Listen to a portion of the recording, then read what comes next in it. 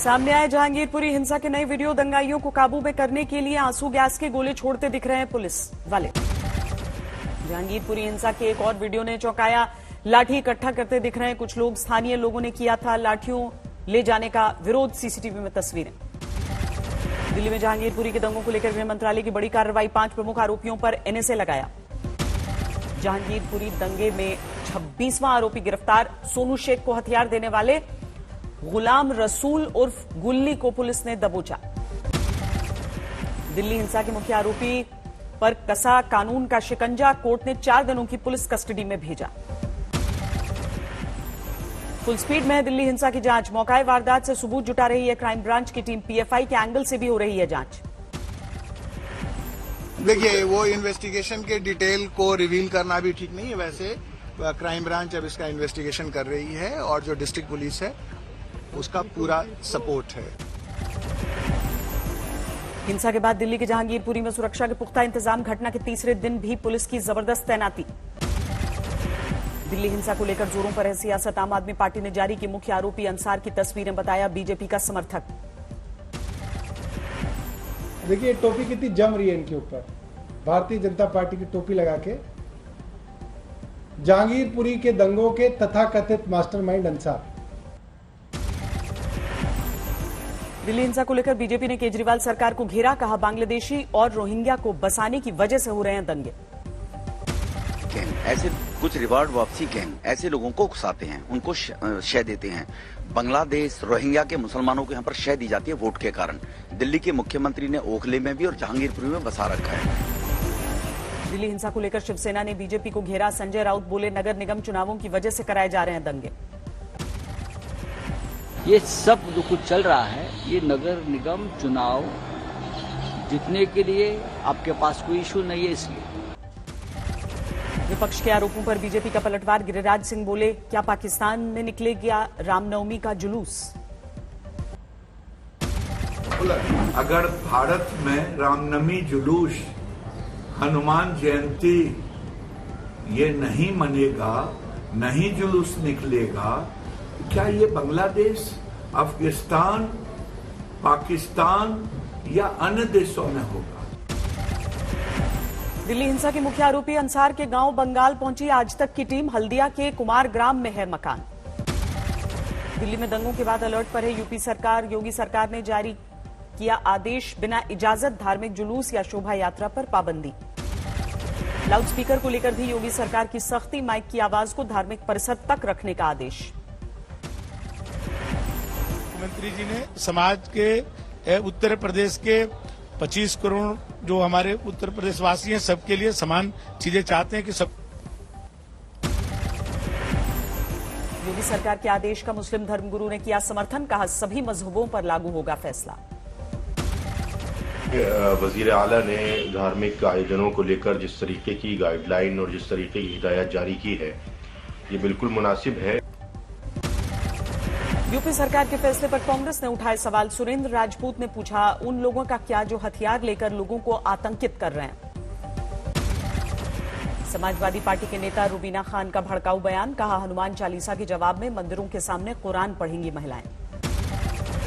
महाराष्ट्र के बाद असम में भी लाउडस्पीकर विवाद की एंट्री। मुख्यमंत्री हेमंत बिस्व शर्मा बोले परीक्षा या दूसरे उत्सव के वक्त न बजाएं मस्जिदों पर लाउडस्पीकर। खरगोन कांड के बाद शिवराज की कानून व्यवस्था को लेकर बड़ी बैठक। इंटेलिजेंस सिस्टम को मजबूत करने पर जोर। कहा किसी कीमत पर भंग नहीं होनी चाहिए शांति। खरगोन के दिव्यांग वसीम ने दर्ज कराई शिकायत। बुलडोजर की चपेट में आ गई थी उसकी गुमटी। पटना सिटी में प्रतिमा विसर्जन के दौरान 2 गुटों में जमकर मारपीट। दुकानों में तोड़फोड़। कर्नाटक के हुगली में तनाव बरकरार। पुराने पुलिस स्टेशन पर पत्थरबाजी के बाद बढ़ाई गई सुरक्षा। गुजरात के जामनगर में पीएम नरेंद्र मोदी ने रखी WHO global centre for traditional medicine की आधारशिला। मॉरिशस के पीएम और WHO के महानिदेशक भी रहे मौजूद। WHO ने ट्रेडिशनल मेडिसिन के सेंटर के रूप में भारत के साथ एक नई पार्टनरशिप की है। बांग्लादेश, नेपाल और भूटान के पीएम भी वीडियो कॉन्फ्रेंसिंग के जरिए कार्यक्रम में शामिल हुए। भारत सरकार और WHO की पहल की जमकर तारीफ की। दौरे के दूसरे दिन प्रधानमंत्री मोदी ने गुजरात को दी बड़ी सौगात। बनासकांठा और जामनगर में कई परियोजनाओं का शिलान्यास। पीएम मोदी ने बनासकांठा में किया डेयरी के नए प्लांट का उद्घाटन। 600 करोड़ की लागत से हुआ है तैयार। उत्तर प्रदेश में मदरसों के पाठ्यक्रम को लेकर योगी सरकार का बड़ा फैसला। बच्चों को पढ़ाई जाएगी स्वतंत्रता के नायकों की गाथा। समस्तीपुर के सांसद प्रिंसराज ने बोचहार चुनाव को लेकर किया बयान जारी। कहा एनडीए को करनी चाहिए चुनाव में हार की समीक्षा। बस्तर बैंड की धुन पर झूमे छत्तीसगढ़ के सीएम भूपेश बघेल। मुंडा बाजा बजा कर मुख्यमंत्री ने मिलाई ताल से ताल। एमपी में फिर से शुरू हुई मुख्यमंत्री तीर्थ दर्शन योजना। सीएम शिवराज सिंह चौहान ने स्पेशल ट्रेन को हरी झंडी दिखाकर किया रवाना। बुजुर्ग यात्रियों पर फूल बरसाए। चारधाम यात्रा को लेकर एक्शन में है उत्तराखंड सरकार। सीएम धामी ने आपदा प्रबंधन के अधिकारियों के साथ बैठक की। आज भी जारी रही सोनिया गांधी के घर कांग्रेस दिग्गजों की बैठक। प्रशांत किशोर के साथ रणनीति को लेकर चर्चा। देश में पिछले 24 घंटे में आए कोरोना के 1247 नए केस। 11,860 पर पहुंची एक्टिव मरीजों की संख्या। दिल्ली में कोरोना के बढ़ते मामलों को लेकर कल होगी डीडीएमए की बैठक। जरूरी किया जा सकता है मास्क का पहनना। अगर कुछ ज्यादा बढ़ता है तो निश्चित रूप से कुछ अगर सख्त कदम उठाने की जरूरत पड़ेगी तो उठाए जाएंगे, लेकिन फिलहाल क्योंकि कोई हॉस्पिटल में केस नहीं है, उस तरह के चिंता की स्थिति नहीं है। यूपी में भी बढ़ने लगे कोरोना के मामले। 24 घंटे में सामने आए 163 नए मरीज। एक दिन में 55 लोग ठीक हुए।